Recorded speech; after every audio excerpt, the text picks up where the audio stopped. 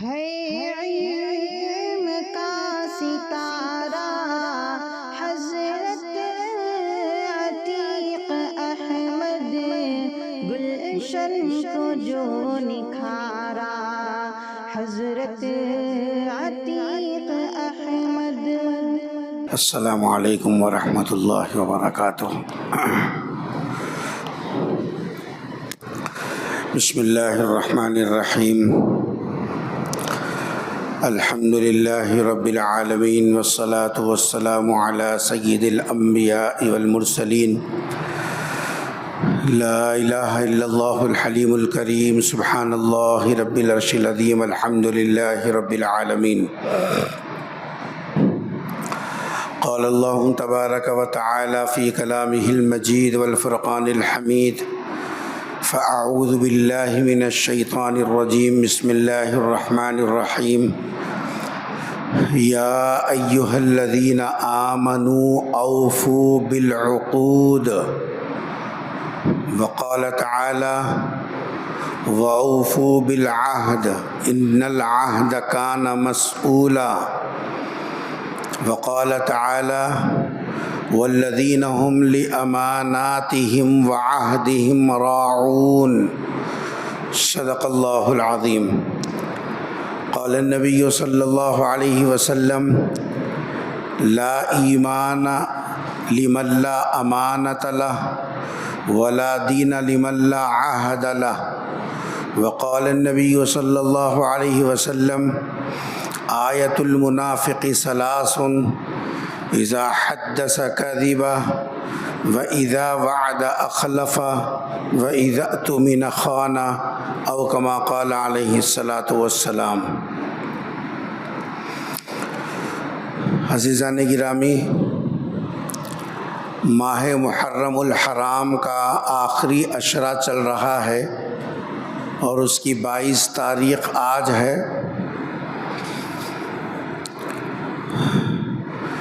ماہ محرم میں عمومی طور پر حضرت حسین رضی اللہ تعالی عنہ کے شہادت کے واقعے کو بالتفصیل اور کہیں بالاجمال ذکر کیا جاتا ہے، لیکن ان واقعات سے کچھ ایسی باتیں بھی گہرائی میں جانے کے بعد سمجھ میں آتی ہیں جو ہمارے دین کی ضروریات میں داخل ہیں اور اس طرف عمومی طور پر ذہن نہیں جاتا۔ اسی نسبت سے آج کی اس مجلس کے لیے میں نے قرآن کریم کی چند آیات منتخب جگہوں سے پڑھی اور اسی نسبت سے سرکار دو جہاں صلی اللہ علیہ وسلم کا قول بھی آپ کے سامنے پڑھنے کی سعادت حاصل کی۔ دعا ہے کہ اللہ تبارک و تعالی دین کی بات کو گہرائی کے ساتھ سمجھنے اور اس پر عمل کرنے کی توفیق نصیب فرمائے۔ قرآن کریم کی جو آیات میں نے پڑھی اس کے اندر اللہ تبارک و تعالی نے اہل ایمان سے خطاب کرتے ہوئے ایک بات کا حکم دیا۔ ارشاد فرمایا یا ایہا الذین آمنوا اوفوا بالعقود۔ یہ سورہ مائدہ کی آیت نمبر 1 ہے۔ اس کے اندر اللہ تعالیٰ اہل ایمان سے خطاب کرتے ہوئے ارشاد فرما رہے ہیں کہ اے ایمان والو، یعنی تم کو اپنے ایمان لانے کا واسطہ، تم کو اپنے مومن ہونے کا واسطہ کہ تم ایک بات کا خیال رکھ کر زندگی گزارنا، یہ نہیں کہ بے خیالی کے اندر زندگی گزارو اور اللہ تبارک و تعالیٰ کے حکم کی عمل آوری کے بجائے اس سے آنکھ بند کر کے زندگی گزارو۔ تو اللہ تبارک و تعالیٰ تو یہ چاہتے ہیں کہ بندے میرے حکم کو مانے اور اس پر عمل کریں۔ ارشاد فرمایا اوفو بالعقود، جب کسی کے ساتھ وعدہ کرو، جب کسی کے ساتھ وعدہ کرو تو ایسی صورت میں وعدے کو پورا بھی کرو، یہ اللہ حکم دے رہے ہیں۔ انسان کی عملی زندگی کے اندر سماجی جو مسائل ہیں، ان سماجی مسائل کے اندر آدمی ایک دوسرے کے ساتھ، ایک دوسرے کی مدد کے لیے، ایک دوسرے کے تعاون کے لیے، ایک دوسرے کے تناصر کے لیے جب معاملات ایک دوسرے سے کرتا ہے تو اس میں کئی موقع ایسے آتے ہیں جس کے اندر ایک دوسرے سے کسی کام کا وعدہ کرتا ہے، کسی بات کا وعدہ کرتا ہے۔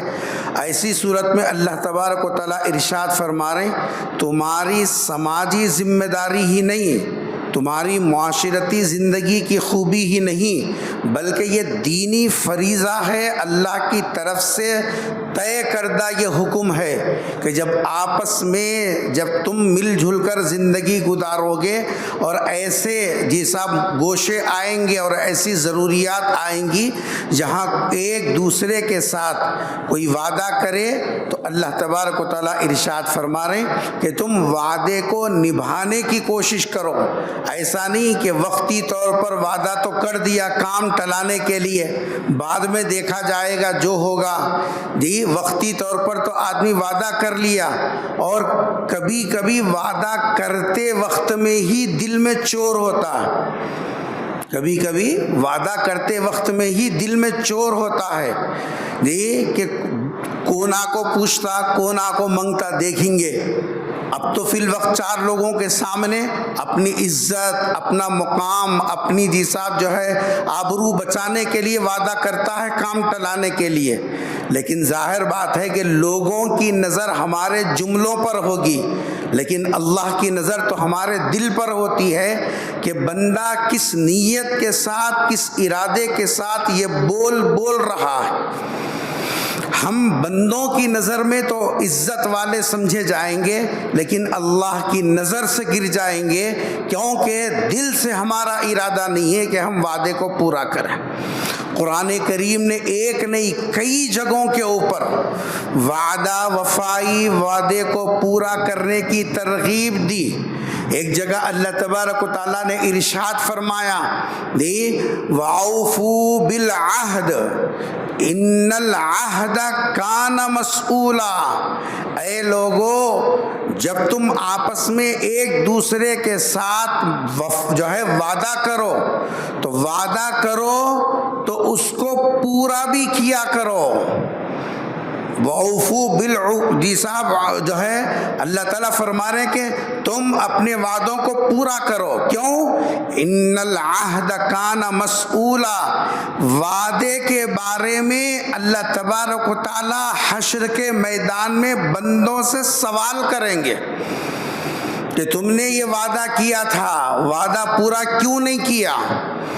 جی حضرت علامہ سید سلیمان ندوی رحمۃ اللہ علیہ سیرت النبی کے اندر لکھا کہ اس آیت کی تشریح کے اندر کہ غور کرو جس چیز کے بارے میں اللہ تعالیٰ یہ اعلان کر رہا ہے کہ میں کل کے دن جب میرے سامنے حاضری ہوگی میں اس بارے میں تم سے سوال کرنے والا ہوں، تو اندازہ لگاؤ اس کام کی، اس بات کی کتنی اہمیت اللہ کے پاس ہے۔ اللہ کے پاس اس کی کتنی بڑی اہمیت ہے، اس اہمیت کو سمجھنے کی ضرورت ہے۔ اللہ کے الفاظ ہیں قرآن کریم کے ان العہد کان مسئولا، وعدے کے بارے میں تم سے کل کے دن پوچھا جائے گا کہ تم نے وعدہ کیا تھا اس کو پورا بھی کیا یا نہیں کیا۔ قرآن کریم کے اندر کئی جگہوں کے اوپر اس کی ترغیب دی گئی اور اس کی اہمیت کو بتلایا۔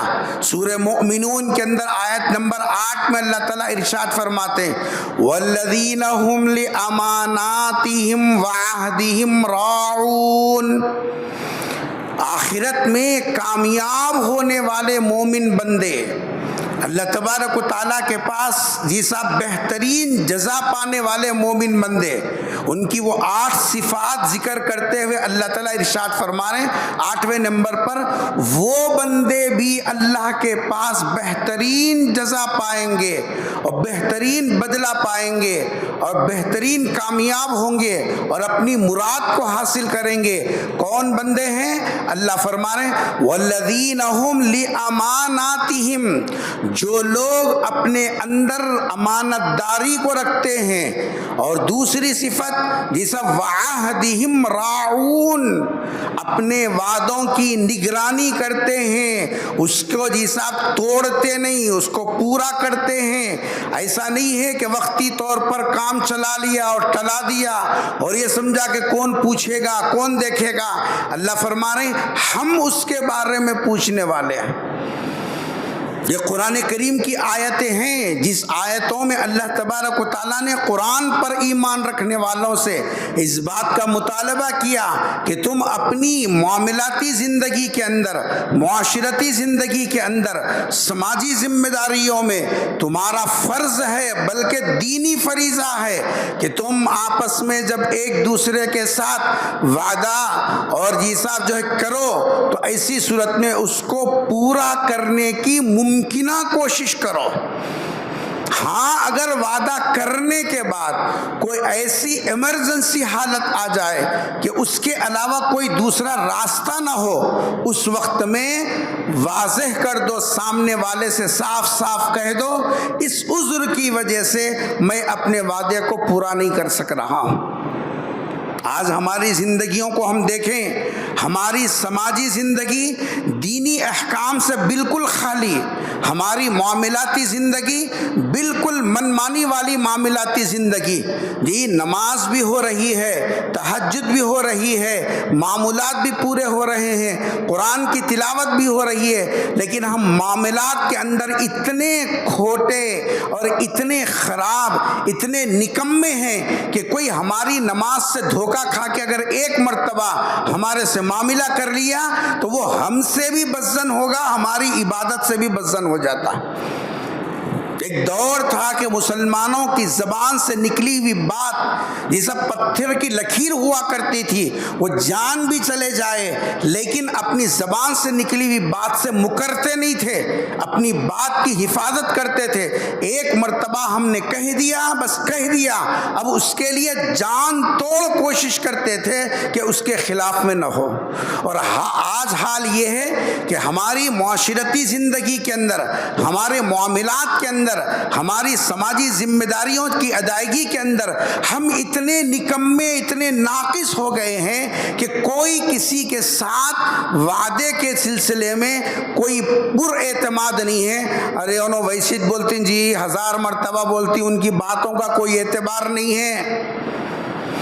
سب سے بڑا نقصان جب آدمی وعدہ کر کے پورا نہیں کرتا ہے تو سماج میں وہ بے اعتماد ہو جاتا ہے۔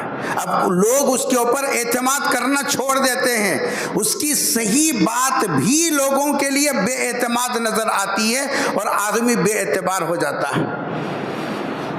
آپ کو معلوم ہے کہ جس وقت میں اسلام کی سب سے پہلی لڑائی چل رہی تھی، غزوہ بدر، حضور کے مدینہ منورہ ہجرت کر کے جانے کے بعد سن 2 ہجری میں، مسلمانوں کے پاس تو تعداد بالکل کم تھی، 313، اور دشمنوں کے پاس 1000 سے زیادہ لشکر تھا۔ ابو جہل کا قافلہ ادھر سے جا رہا تھا مدینے کی طرف، اور پیغمبر صلی اللہ علیہ وسلم 313 افراد کو لے کر بدر کے میدان میں آئے۔ اس وقت میں راستے میں جو مکے سے دشمنوں کا قافلہ آ رہا تھا، وہاں 2 مسلمانوں کو ابو جہل نے پکڑ لیا جو مدینہ جا رہے تھے۔ ابو جہل، ان کا نام تھا حضرت حذیفہ بن الیمان رضی اللہ تعالی عنہ، وہ اپنے ساتھی کے ساتھ جا رہے تھے۔ ابو جہل نے ان کو پکڑ لیا، پکڑ کر پوچھا کہاں جا رہے ہو؟ کہا کہ ہم محمد صلی اللہ علیہ وسلم سے ملنے کے لیے مدینہ جا رہے ہیں۔ اس نے کہا کہ نہیں، تم مدینہ جاؤ گے اور مدینہ جا کر ہمارے خلاف میں لڑو گے اس لیے میں تم کو گرفتار کرتا ہوں، چھوڑوں گا نہیں تم کو، جب تک لڑائی پوری نہیں ہو جاتی تب تک تم کو نہیں چھوڑوں گا۔ انہوں نے دیکھا کہ اب ہم نبی کی خدمت میں جانا چاہتے ہیں، ایک نئی مصیبت میں پھنس گئے۔ انہوں نے کہا کہ نہیں، ہم لڑیں گے اڑیں گے نہیں، ہمارا جی صاحب ہمارا ارادہ وہ تو سرکار سے ملاقات کرنے کا ہے، پیغمبر صلی اللہ علیہ وسلم کی خدمت کی حاضری ہے، لڑنا وغیرہ ہمارا ارادہ نہیں ہے۔ اس نے کہا کہ نہیں، اگر واقعی تم نہیں لڑنے جا رہے ہو تو وعدہ کرو۔ زبردستی اس نے اپنی تلوار کو نکال کر سختی کے ساتھ ان سے وعدہ لیا کہ تم یہاں سے جاؤ گے، ملاقات کرو گے، لڑو گے نہیں۔ انہوں نے وعدہ کر لیا کہ ہم لڑیں گے نہیں، ملاقات کے لیے جا رہے ہیں۔ یہ چھوڑ دیے، ابو جہل کے ہاتھ سے چھٹ کر سیدھا مدینہ منورہ پہنچے۔ مدینہ جانے کے بعد حضور اکرم صلی اللہ علیہ وسلم سے ملاقات ہوئی اور آپ صلی اللہ علیہ وسلم بدر کے لیے نکل رہے ہیں۔ ایک ایک آدمی کی قیمت تھی وہاں، کیونکہ دشمن دگنا سے گنا جی صاحب افرادی طاقت رکھتا تھا۔ پیغمبر صلی اللہ علیہ وسلم کے پاس ایک ایک آدمی کی بڑی قیمت تھی۔ اس موقع پر ان دونوں نے عرض کیا کہ اللہ کے رسول، اسلام کی پہلی جنگ ہو رہی ہے، جی ہم بھی چاہتے ہیں کہ آپ کے ساتھ سفر میں آ جائیں، لیکن ایک مسئلہ ہے، وہ یہ ہے کہ ہم جب آ رہے تھے ابو جہل نے ہم کو پکڑ لیا اور اس نے ہم سے زبردستی یہ اقرار لیا اور وعدہ لیا کہ تم مدینے کو تو جاؤ گے لیکن ہمارے خلاف لڑنے نہیں آؤ گے۔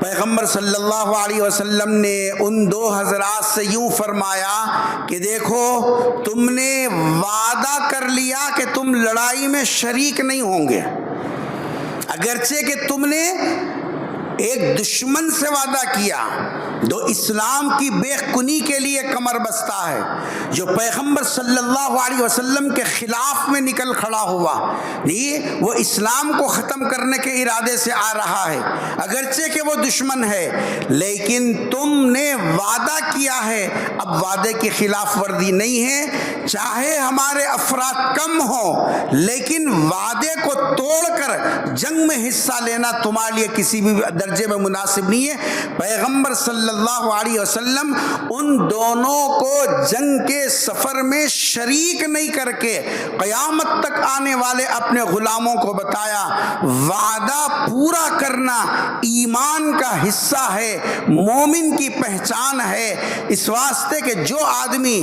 اللہ کے نام کے ساتھ جب کوئی وعدہ کرتا ہے وہ سماجی ذمہ داری بھی ہے اس کا پورا کرنا، جیسا دینی ذمہ داری بھی ہے اس کا پورا کرنا۔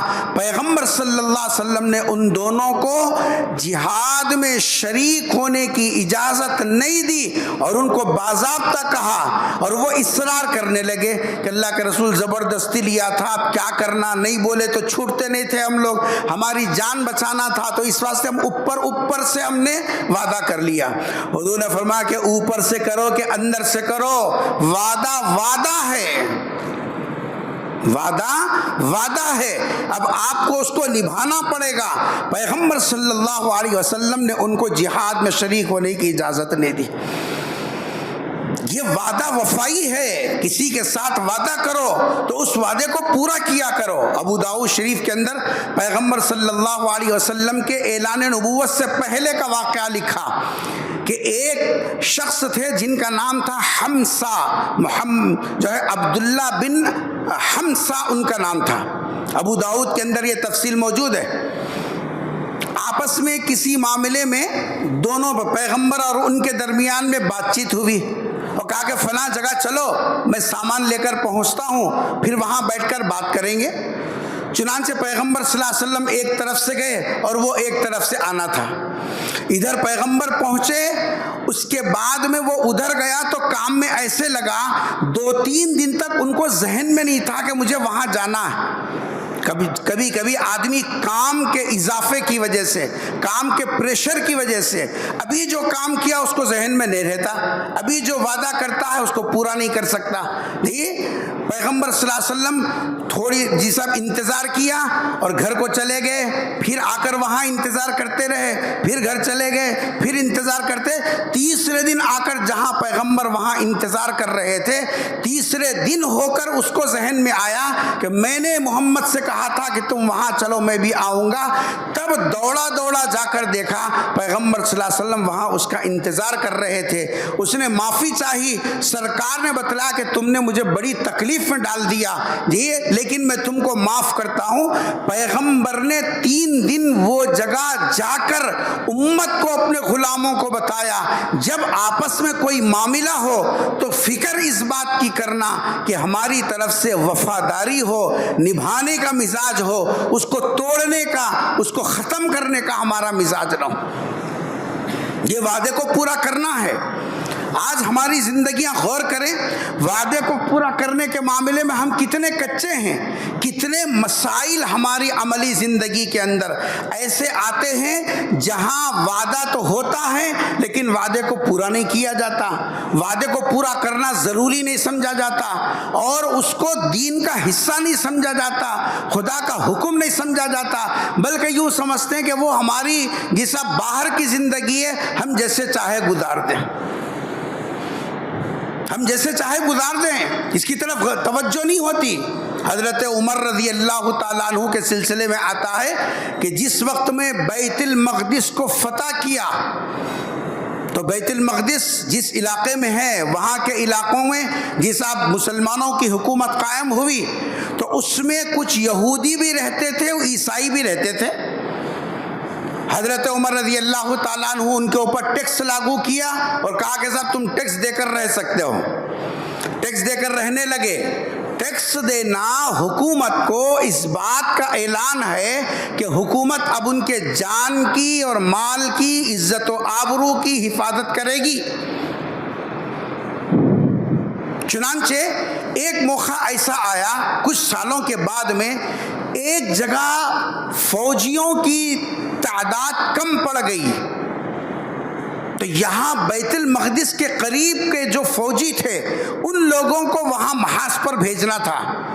حضرت عمر رضی اللہ تعالی عنہ کا وعدہ دیکھیے اور وعدے کو پورا کرنے کا مزاج دیکھیے، کس طریقے سے حضرت عمر رضی اللہ تعالی عنہ نے وعدے کو پورا کر کے امت کے سامنے کیسا نمونہ پیش کیا۔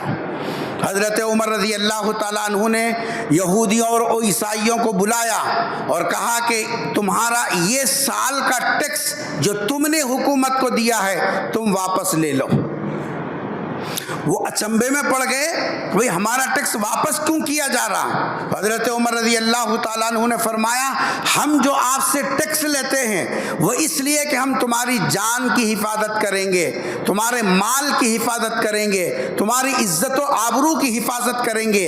اب ہمارے فوجی کسی اور طرف کام کے لیے جا رہے ہیں، اب ہم تمہارے جان اور مال کی ذمہ داری نہیں لیتے، جب نہیں لیتے تو ہم کو ٹیکس لینے کا بھی کوئی حق نہیں ہے، اس لیے ہم تمہارا ٹیکس واپس کر رہے ہیں۔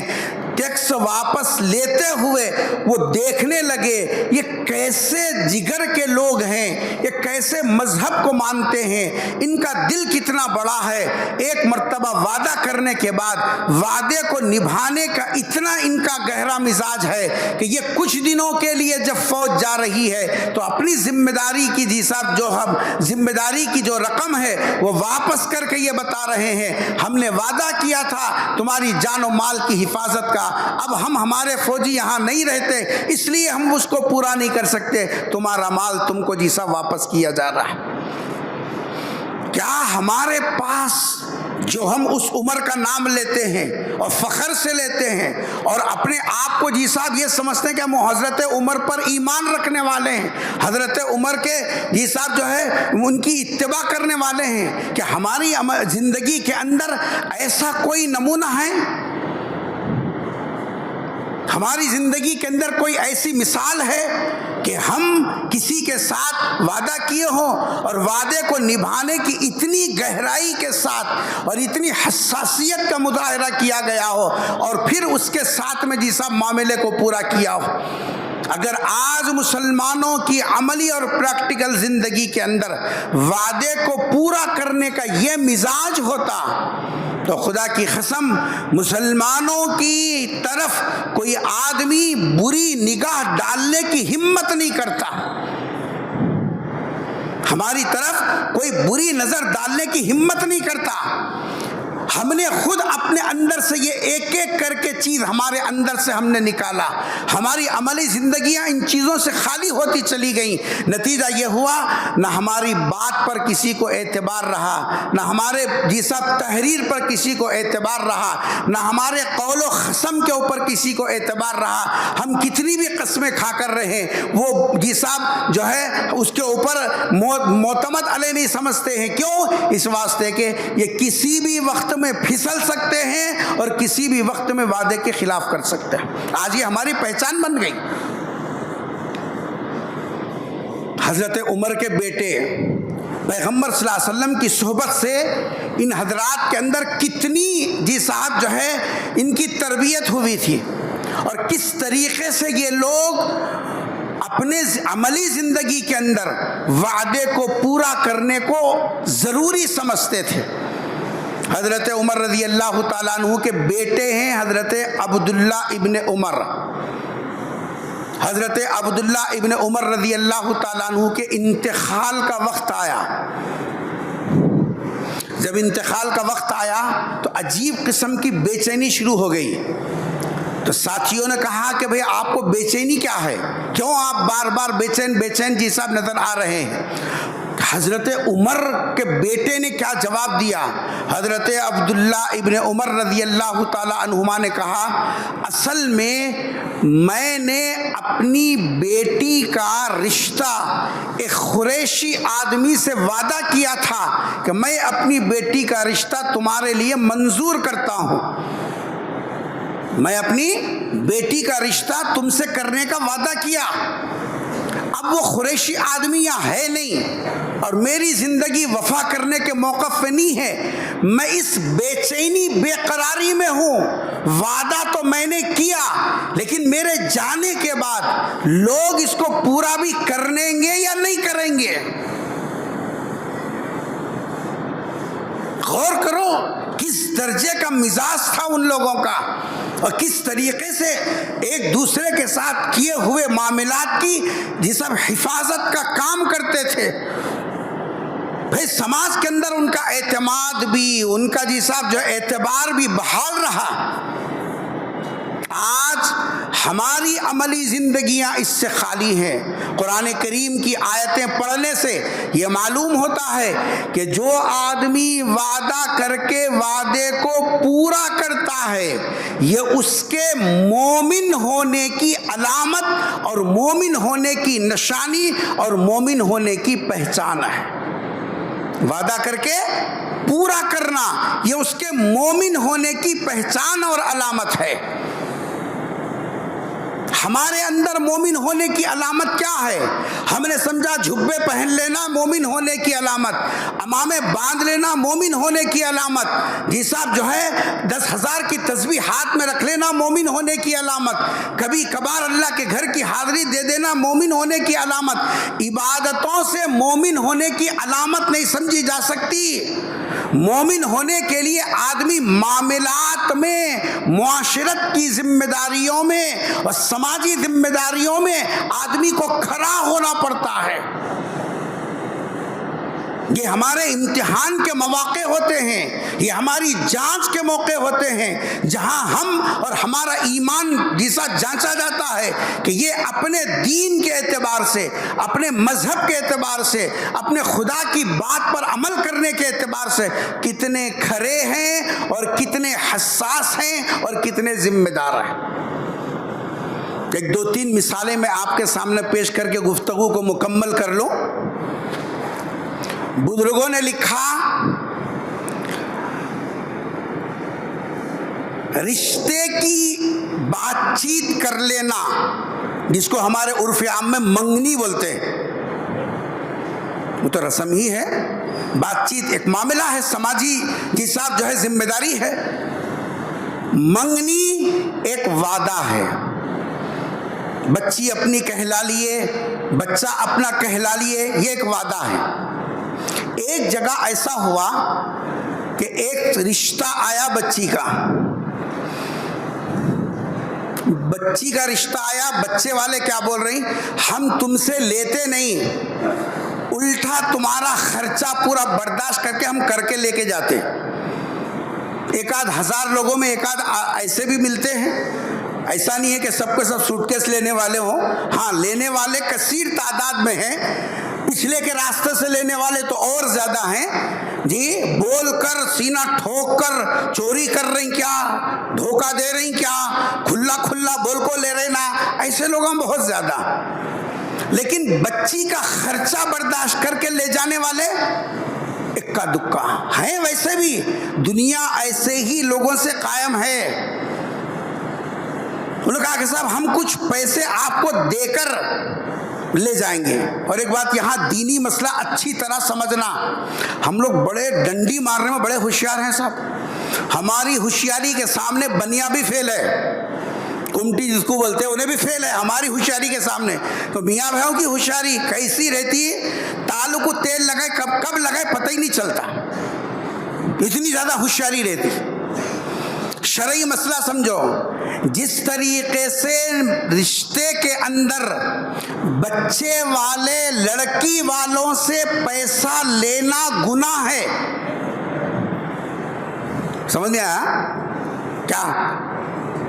بچی والوں سے منگنا، پیسہ جوڑا، یہ جو منگ کے پیسے لینا ہے، جیسے یہ حرام ہے، ویسے لڑکی والوں کو بھی لڑکے والوں سے پیسہ لینا حرام ہے منگ کے۔ ہاں یہ بھی حرام ہے۔ عرب کے اندر آج بھی عرب کے اندر نکاح انتہائی مشکل کیوں ہے؟ جب تک آپ اپنا الگ گھر بلدیہ کو نہیں بتاتے، اس کے مہینے کا خرچہ پالنے کے آپ کے پاس کیا اسباب ہیں وہ نہیں بتاتے، آپ کا نکاح ہونا مشکل ہے۔ جیسے یہاں نکاح مشکل ہے لیکن اس کا الگ بھی سب رخ ہے، یہاں لڑکی والوں کے پاس لدی ہونا دینے کے واسطے، بھکاری کو جی صاحب جو ہے دینے کے لیے، وہاں الٹا ہے، لڑکی والوں کے پاس جی صاحب جو ہے ہونا نہیں ہے، لڑکے والوں کے پاس ہونا اتنا، وہ بتانا تو لڑکی کا رشتہ ہوتا۔ شریعت کہتی ہے جیسے لڑکے والوں کو لینا حرام، ویسے بچی والوں کو بھی بچے والوں سے منگنا وہ بھی حرام۔ دونوں طرف سے منگنے کا لفظ ہی صحیح نہیں ہے۔ خوشی سے اگر کوئی ایک دوسرے کے ساتھ دیتا ہے، خوشی کے ساتھ کچھ بھی دو، اس پہ ناک منہ چڑھانے والے نہیں۔ پہلے تو بولے کیا بھی نکو، جب دیے یہ آلون کی پلنگ دیتے اتنا بھی فقیراں کے جیسا۔ اب یہ جو جملہ ہے نا، یہ جملہ اندر کے چور کو بتا رہا کہ اندر سے تم کتنے متقی ہیں، اندر سے تم کتنے جیسا پرہیزگار ہیں، اندر سے کتنے تم ترازو لے کو بیٹھے، سمجھ میں آ گیا۔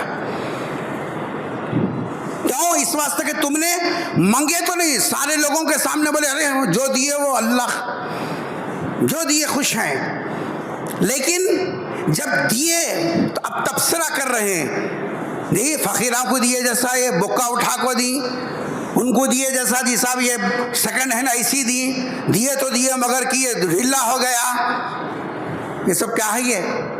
ارے ان کے سامان کو نظر اس کے کو رکھیا تو اس واسطے کہ تیرے کو اللہ میاں رٹے دی، مضبوط رٹے ہیں، یہ رٹے میں اللہ تعالیٰ عورت کے مقابل میں 4 گنا طاقت دیا مرد کی۔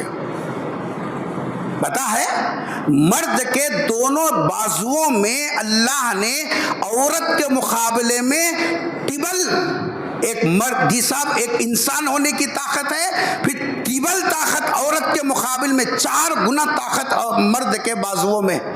اسی لیے وہ ایک اکیلا بہن کی ذمہ داری بھی پوری کرتا، وہ ایک اکیلا بیٹی کی ذمہ داری بھی پوری کرتا، وہ ایک اکیلا بیوی جی صاحب ماں کی ذمہ داری بھی پوری کرتا، 4 عورتوں کا خرچہ اٹھانے اور کمانے کی طاقت اللہ نے اس کے بازوؤں میں رکھی۔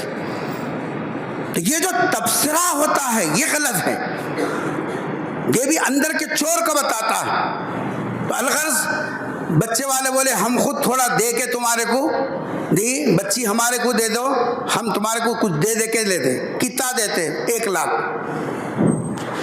اب 1 لاکھ بولنے کے بعد تسبیح الٹی نہیں پھرتی کیا جی؟ تسبیح الٹی پھرنا بڑی آسانی کے ساتھ پھرنا شروع ہو جاتی۔ ٹھیک ہے بچی تمہارے کو دیتا ہوں، ابھی ذرا نہیں، تھوڑے دنوں کے بعد میں سے تمہارے کو۔ اب یہ جو کیا ہو گیا، یہ وعدہ ہوا نہیں ہوا، بات پکی ہو گئی نا۔ 2 دن کے بعد دوسرے صاحب آئے، آ کے بولے میں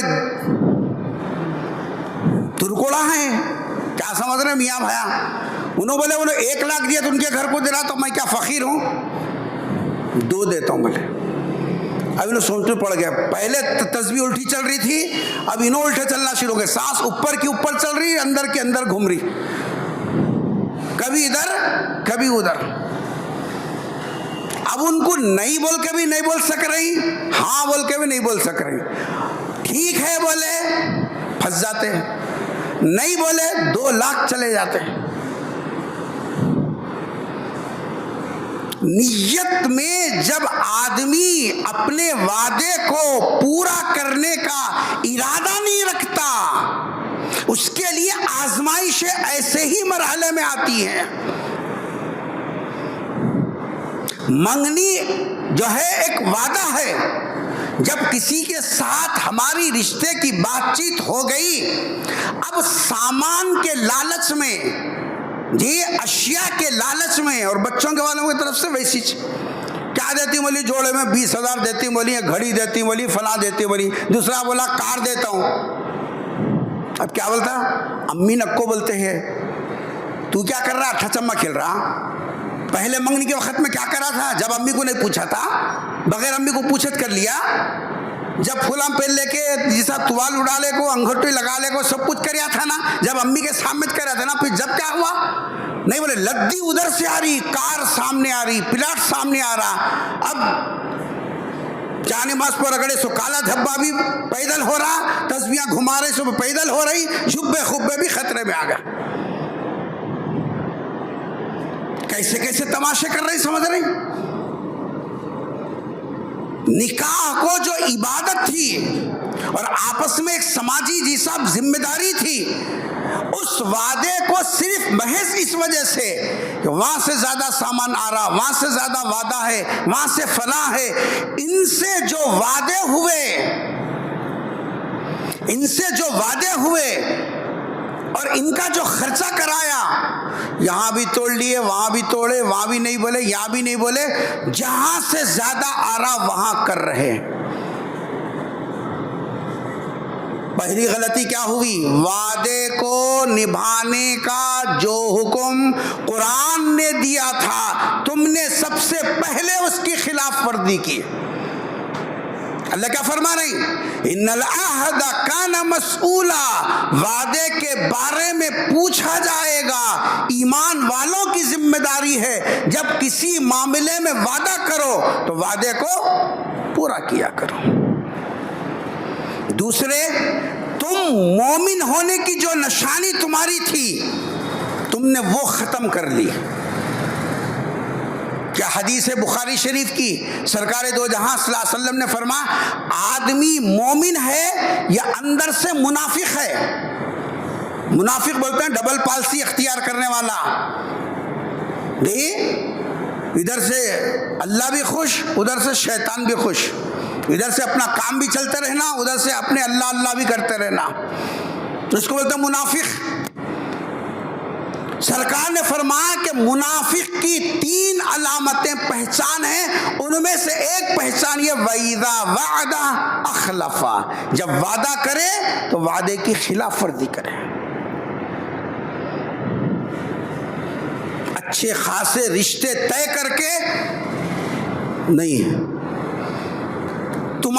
کچھ نہیں ہوتا، لیکن جس بچی کے ساتھ رشتہ ہوا، 4 لوگوں کے درمیان میں جب وہ رشتے کی بات پھیلتی ہے اور تم بڑی آسانی کے ساتھ یہ کہہ کے نکل جاتے ہو، اماں کو پسند نہیں ہے کہتے، پھپھو کو پسند نہیں ہے کہتے، ہماری بڑی بہن کو سمجھ میں نہیں آ رہا کہتے، تمہارے گھر میں ایسا ہے کہتے، بول کے جو نکل گئے نا، اس بچی پر لوگوں کو یہ سب شک ہونے لگتا ہے کہ اس کا رشتہ ہو کے کئی کو ٹوٹا۔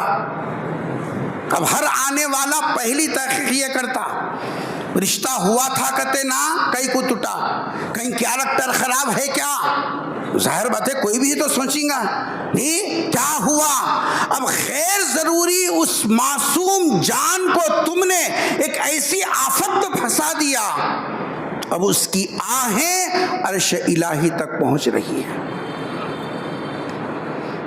اور اگر وہ حساس طبیعت کی ہے تو وہ کہیں خودکشی کرنے کا اقدام کر رہی ہے، کہیں نیند کی گولیاں کھا رہی ہے، کہیں جیسا پوری زندگی بغیر شادی کے رہنے کا ارادہ، کیوں؟ محض ہماری ہوس کی وجہ سے کہ وہاں پیسہ زیادہ، یہاں وہ زیادہ، یہاں یہ زیادہ۔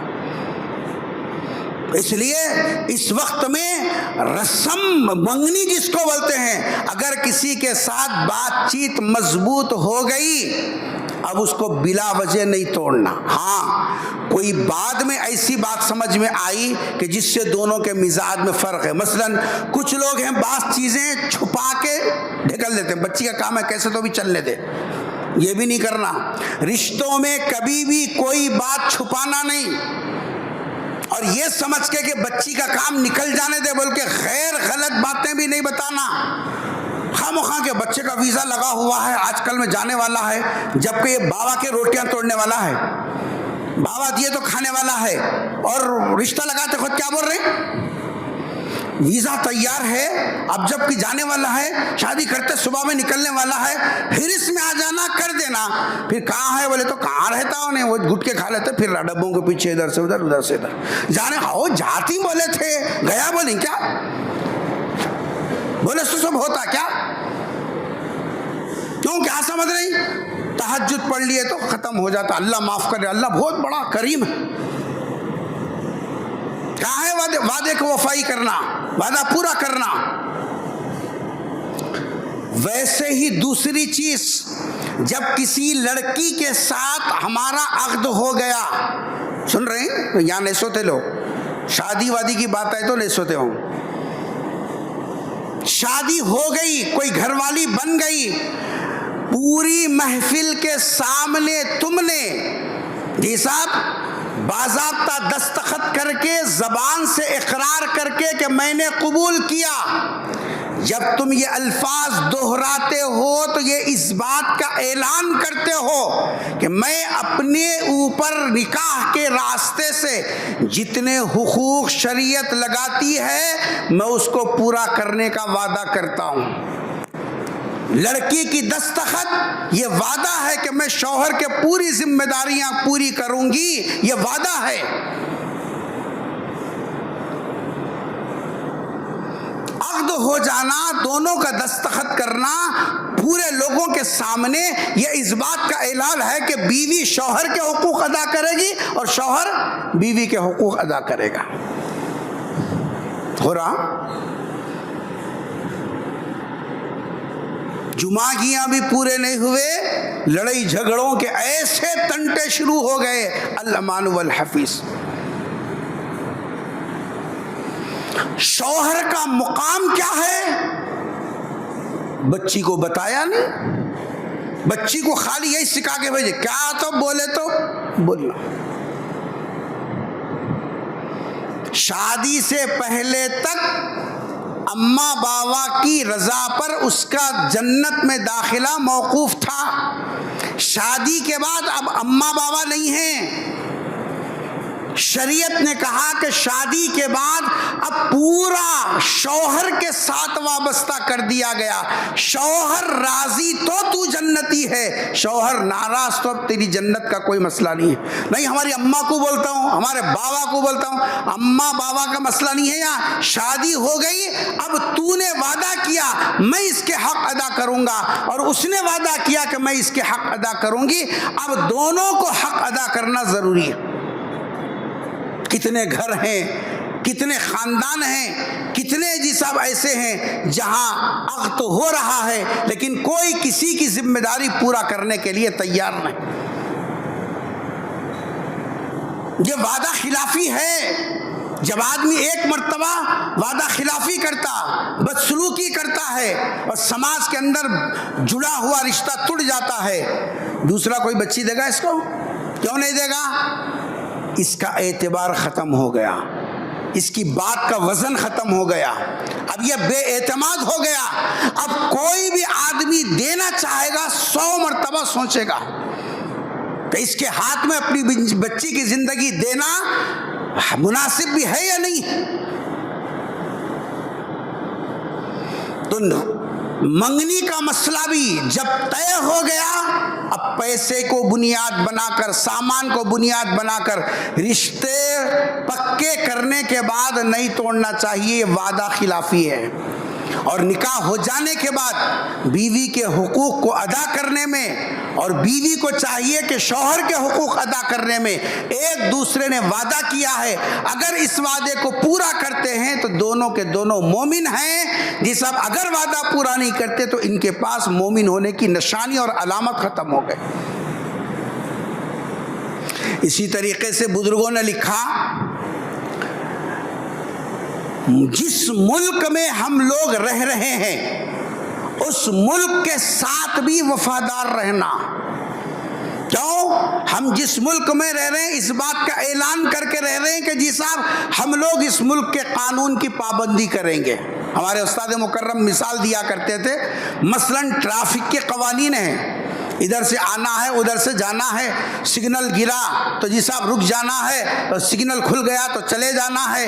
جو قوانین ہیں اس کی پاسداری کرنا بھی وعدے کے اندر آتا ہے. شارٹ کٹ کی چکر میں کبھی رانگ روٹ جا کے سامنے والے سے بھی گلے ملتے ہیں اور خود بھی اپنے ساتھ اس کو بھی دواخانے کو لے کے چلے آتے ہیں. میں اکیلا کہیں کو بات, تو بھی ساتھ میں چل. قانون کی خلاف ورزی ہم یہ سمجھ رہے کون دیکھنے آتا, لیکن یہ ہماری ذمہ داری ہے کہ ہم نے وعدہ کیا کہ ہم یہ ملک کے قانون کی حفاظت کریں گے, لہذا یہاں بھی خلاف ورزی کرنا یہ وعدے کے ساتھ بے وفائی کرنا. تو الغرض میں آپ کو بتا رہا تھا کہ کربلا کے اندر حضرت حسین رضی اللہ تعالی عنہ کے ساتھ بھی یہی کھیل کھیلا گیا. 12,000 خطوط لکھے کوفہ کے لوگوں نے حضرت حسین رضی اللہ تعالیٰ عنہ کو, آؤ ہم تمہارے کو امیر بنائیں گے اور تمہارے ہاتھ پر بیعت کریں گے اور تمہارے ساتھ جی صاحب جو چلیں گے. یہ 1-2 خط نہیں, 12,000 خط, تھیلوں کے تھیلے. وعدہ کیا تھا ہم آپ کی اتباع کریں گے, ہم آپ کے ہاتھ پر بیعت کریں گے, ہم آپ کا ساتھ دیں گے. لیکن کوفہ کو پہنچنے سے پہلے ہی آپ کے ساتھ وعدے کی خلاف ورزی کر کے آپ کے جی صاحب جسموں پر ہاتھ صاف کیا. بد عہدی, بے وفائی ایک کوفہ کے لوگوں کے اندر جی صاحب جس کی بنیاد پر اتنا بڑا شہادت کا واقعہ پیش آیا. اس لیے مسلمانوں کو چاہیے کہ اپنی عملی زندگی کے اندر چھوٹا وعدہ ہو بڑا وعدہ ہو. ایک مثال میں آپ کو دیتا ہوں جس کے اندر ہم بڑے ماہر ہیں.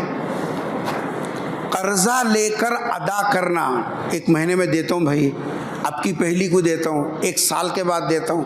وعدہ کر رہے نہیں کر رہے, دے رہے ہیں. چٹھی والے کو بولے روزانہ شام میں عصر کے بعد آپ کو 100 روپے لے کو جا, بولے انہیں آتے سو ٹائم سے 5 منٹ پہلے خفل ڈالنے کا ریٹ ہو جا رہا ہے. اب کاروبار میں نیموا رکھو برکت آتی مول صاحب, پانی چھڑکے تو برکت آتی مول صاحب. ارے بے خوف, جب وعدے کی خلاف ورزی کرے گا، بد عہدی کرے گا، یہ صاحب جو ہے جو زبان دیا اس زبان کے خلاف کرے گا، اب کہہ کے نہیں منہ کہہ کے نہ ریلا، سوچو نا، قرضہ لے کر اس امت کا سب سے بڑا ناسور بنا ہوا اس وقت میں، قرضہ لے کر اگر کوئی دیا سمجھو۔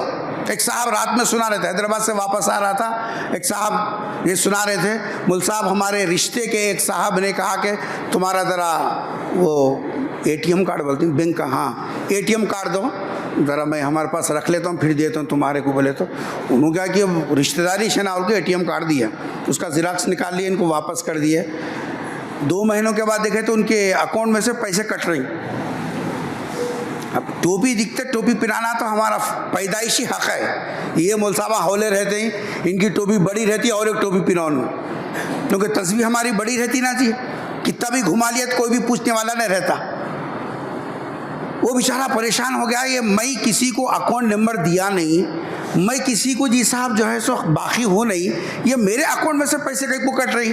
بینک کو جا کے پوچھے کہ یہ پیسے کٹ رہے ہیں کہیں کے واسطے، تو بولے کہ تم فلاں صاحب کی شورٹی دیے تھے، انہوں بینک سے لون لے کے گاڑی خریدے 6 لاکھ 10 لاکھ کی، اس میں بطور گواہ تم ہے، انہوں نہیں بنے تو میرے اکاؤنٹ سے لیو بول کو بطور گواہ کے تمہاری یہ اے ٹی ایم کی کاپی ہے، اس واسطے انہوں نہیں بن رہی، تمہاری حجامت ہو رہی۔ اب یہاں کیا ہے، موزن کو ڈھکل کے اللہ اذان دینا، بڑی اذان، کہاں کمیٹی بن رہی بولتے گھسنا وہاں، میں سیکرٹری بناؤ۔ ارے یہ سب چور کاما، لپا ڈپی کاما کر کے کوسی اذان دے رہے ہیں، آخر کوسی صدارت کر رہے مسجد کی، شرم ہے کچھ؟ ضمیر ہمارا مر گیا۔ رشتہ داروں کے ساتھ جب ہم ایسا دھوکہ کریں گے، آپ بولیے رشتہ دار بول کے بیچارہ غفلت میں دیا تو تم اتنا کچڑ میں لدا دیتے اس کو، اب نے کیا کرنا، اب کیا کرنا بولو؟ پھر کبھی کوئی تو منگے تو دیتا۔ آج مسلمانوں کو مسلمان قرضہ کیوں نہیں دے رہا؟ اس واسطے کہ اس کو 100% یقین ہے مسلمان کو قرضہ دیے تو واپس نہیں آتا بول کے سمجھ کے دیے تو دینا، مگر واپس آتا بول کے کوئی یقینی نہیں ہے۔ کیوں کہ کیا کر لیتا؟ ہمارے پاس اچھی تسبیح ہے، قرآن میں 114 صورتیں تو ہمارے پاس 116 صورتیں ہیں، وہ 2 صورتیں الگ ہے، کیا کرتا کر لے جا، 15ویں نمبر کی صورت کا نام ہے یہ، کیا کرتی کر لے جا، نہیں دینا ہے کس کو بلا لیتا بلا لے جا۔ اب آپ بولیے جب ایسی بات آ گئی کون کہیں کو قرضہ دیتا جی؟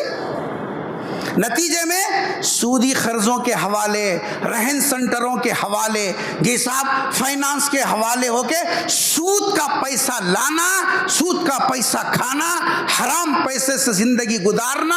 سرکار نے فرمایا جو جسم حرام پیسوں سے پلے گا وہ جسم دوزخ میں جلنے کے لائق ہے، جنت میں جانے کے قابل باقی نہیں رہا۔ کس کو بولیں گے یہ؟ ہماری ٹوپیوں سے ہمارا ایمان سمجھ میں نہیں آتا، ہمارے معاملات صحیح ہوں، قرضہ کوئی دینے کے لیے تیار نہیں ہے۔ کیوں؟ اس واسطے کہ رشتہ دار ہے، غیر بھی رہنے دے، یہ قرضہ نہیں دے کو برے ہونا اچھا ہے، مگر دے کو پھنسنا نہیں مل صاحب، کیونکہ منگنے جائیں گا اتنا برا منہ بنا کے ایسے باتاں کرتا، پیدا کرے سو اماں بابی نہیں کرتے ویسے باتاں کرتا، کیا بولیں گے؟ اسی لیے بزرگوں نے بڑی عجیب بات کہی ہے کہ قرضہ جو ہے مقراض المحبہ، محبت کی دوستی کی خینچی ہے، بولے قرضہ جہاں دوستی کو ٹکڑے کرنا ہے قرضہ دے دینا۔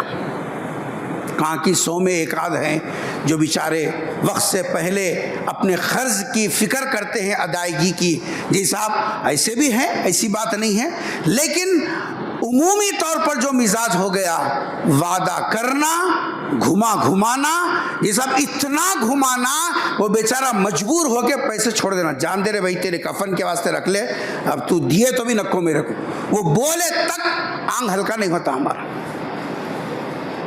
اس لیے بزرگوں اور دوستو، قرآن کریم کی جو آیت میں نے آپ کے سامنے پڑھی، ان العہد کان مسئولا یا ایھا الذین آمنوا اوفوا بالعقود واوفوا بالعہد ان العہد کان مسئولا، اے ایمان والو جب بھی کسی سے وعدہ کرو وعدے کو پورا کرو۔ وعدے کو پورا کرنا مومن ہونے کی نشانی ہے۔ اگر تم نے وعدہ کر کے خلاف ورزی کی، تم نے اپنی نشانی، اپنے مومن ہونے کی پہچان ختم کر کے اپنے منافق ہونے کی پہچان آپ نے بتا دی۔ دعا فرمائیے اللہ تبارک و تعالیٰ مجھے اور آپ کو اور تمام مسلمانوں کو مرتے دم تک دین کے احکام پر چلنے کی توفیق نصیب فرمائے۔ اے اللہ تیرے احکام پر چلنا ہمارے لیے آسان فرما دیجئے، ہمارے معاملات اور معاشرت کی زندگی کو درست فرما دیجئے، ایک دوسرے کے مدد کا مزاج پیدا فرمائیے۔ اے اللہ ایک دوسرے کے ساتھ ایذا رسانی اور حق تلفیوں سے اللہ ہماری حفاظت فرما دیجئے۔ اے اللہ ہم سب کی طرف سے شہداء کربلا کو جزا خیر عطا فرما دیجئے۔ رب اغفر وارحم وانت خیر الراحمین۔ سبحان ربک رب العزت عما یصفون وسلام علی المرسلین والحمد للہ رب العالمین۔